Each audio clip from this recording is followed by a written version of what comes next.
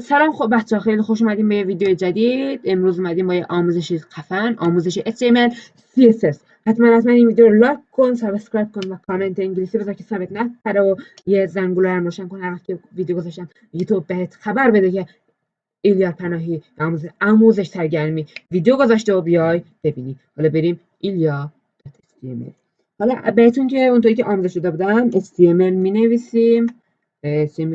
اینو برمی‌داریم اینجا تایتل می‌تونیم هر چی که اسممون دلمون بخواد بزنیم. ناموسن؟ من می‌نویسیم ایلیار. خب بادی میایم اول وصلش می‌کنیم به HTML و وصلش می‌کنیم به CSS تا در واقع به هم کداشون در ارتباط باشه. می‌نویسیم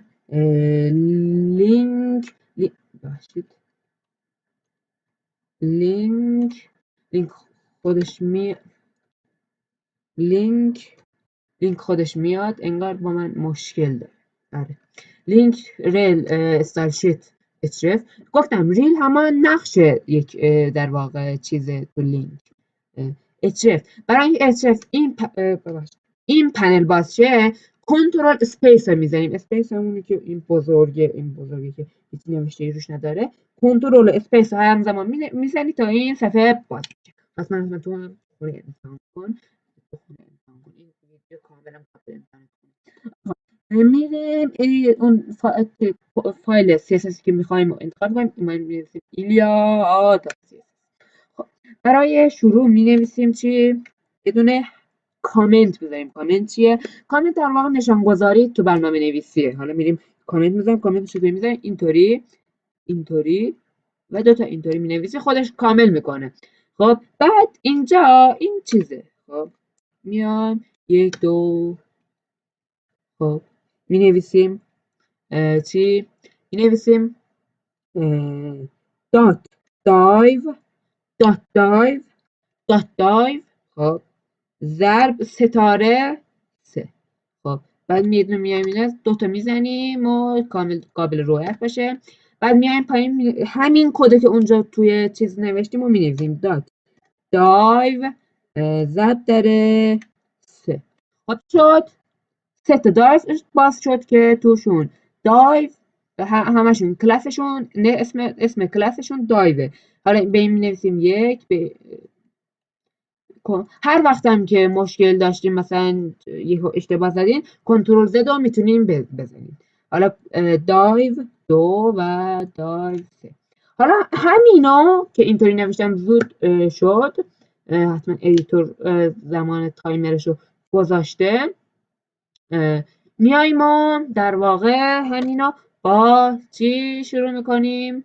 در واقع این خودمون دستی می‌نویسیم دایو بعد می‌نویسیم کلاس دایو 1 اینو شیفت آلت دکمه پایین رو بزنی اینطوری میشه. خب اینو میزنیم. خب ادیتور تایم صرف شدهشو بذار. حالا که شد اینا رو حذف میکنیم. دایو 1 2 3.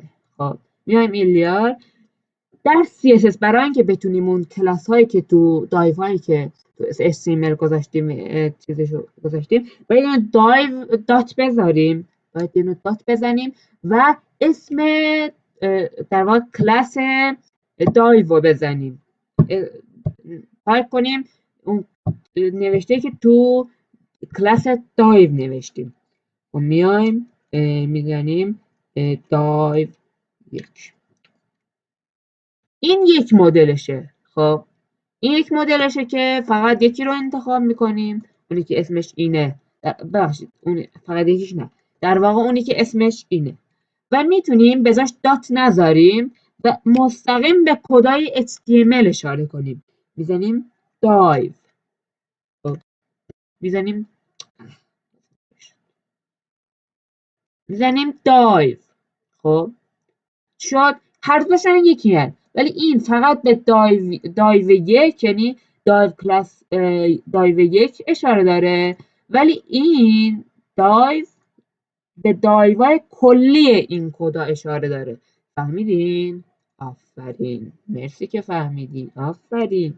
خب حتما اگه ایراد داشتین تو کامنت ها بهم بگین تا حلش کنم. خب باید بازم بگم حتما این ویدیو رو لایک کنین، سابسکرایب کنین و کامنت انگلیسی بزنین که حسابتون نپره. حتما زنگوله رو فعال کنین تا وقتی که ویدیو گذاشتم یوتیوب بهت خبر بده که آموزش این ویدیو گذاشته بیای ببینی. حتما این کار رو بکنم. مرسی بکن. مرسی. خب دایو 1. حالا دایو 1 چیکار میکنیم؟ ما میایم خب در واقع خب دایو 1مون میایم براش رنگ انتخاب میکنیم، مینویسیم background color. خب میایم حالا آکوا رو انتخاب میکنیم، بعد میایم براش اندازه انتخاب میکنیم، مینویسیم width. خب و مینویسیم height. خب width چیه؟ width میشه عرض و height میشه در واقع طول. میایم ایلیار.html. حتما این حواستون باشه هیچ وقت تو CSS F5 نزنید. زیاد چیزی نمیشه ولی اجرا نمیشه. ببین F5 میزنم، خب کروم میزنم، ببینید این باز میشه. چیه؟ فایل جیسونه، در واقع چیه؟ جاوا اسکریپت. حالا باید خب اگه اینطوری بیایم اینو اجرا کنیم چی میشه؟ صفحه this site can't be reached میاد. خب پس چیکار کنیم؟ جیسون رو حذف میکنیم، میایم از اینجا هم حذفش میکنیم، در واقع فایلامون هم حذف میکنیم. خب این فایلش هم که باز شده اینم حذف میکنیم. خب میایم همون از HTML F5 میزنیم، میکنیم. حالا باز شد. خب چیه؟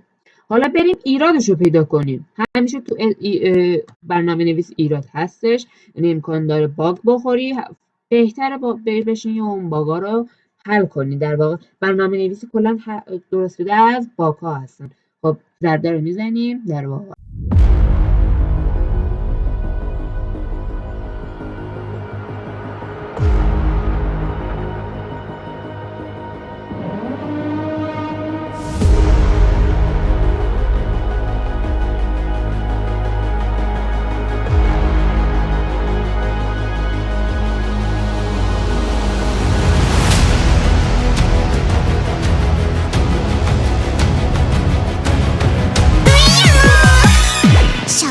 نمیاره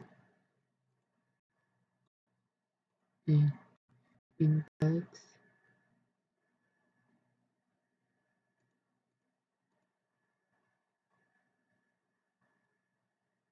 آره پیکسل ننوشتم.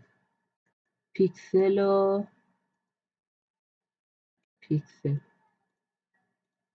خب این بار F5 میزنیم. آره شد.